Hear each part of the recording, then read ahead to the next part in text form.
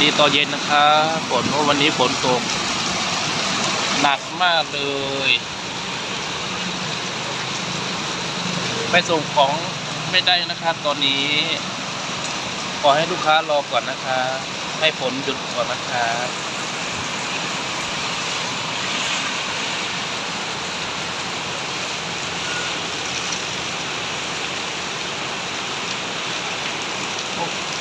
พายุเข้าด้วย